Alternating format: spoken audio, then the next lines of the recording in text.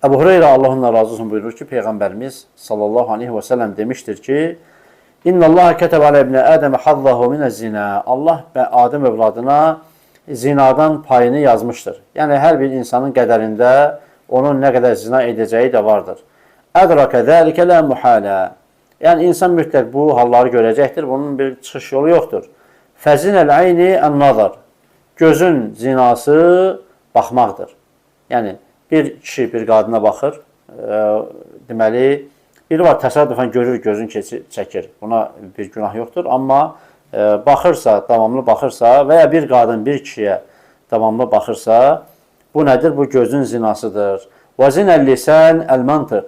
Və dilin zinası isə danışmaqdır.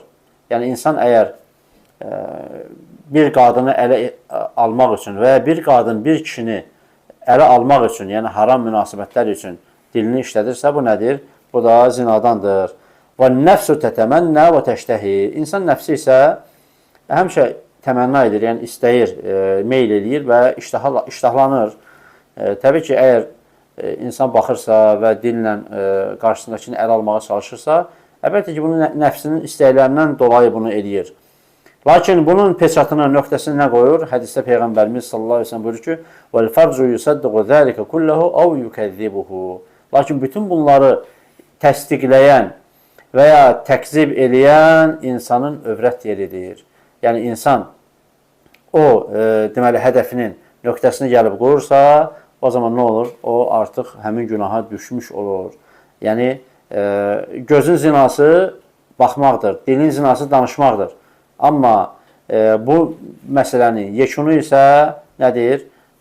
Deyilən haldır ki, Allah subhanahu wa ta'ala hər birimizi belə bəlalardan qorusun. Buxari və Müslim rəvayət etmişdir. Bu hədisdən nə məna çıxarır alimlər? Alimlər deyir ki, bu hədis bizə göstərir ki, insan əgər bədən əzalarını qorumazsa, o eşq xəstəliyinə düçar olacaqdır. Və Allah qorusun, yəni insan özü belə xəstəlikləri görməyəndə, düçar olmayanda, o xəstə insanların halından insan bixəbər olur.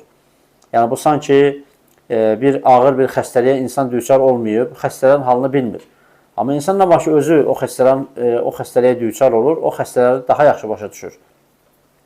Və bu eşq xəstəliyinə də düçar olmuş o qədər insanlar var ki, yəni onlar həqiqətən də bu xəstəlikdən qurtula bilmirlər. Və təbii yəqin ki, çoxlarınız bilirsiniz və ya bəlkə də oxumusunuz. Məsəl üçün, məşhur əsər var Leyli və Məcnun haqqında. Yəni, Leyli və Məcnunun da hekayəsi eşq hekayəsidir.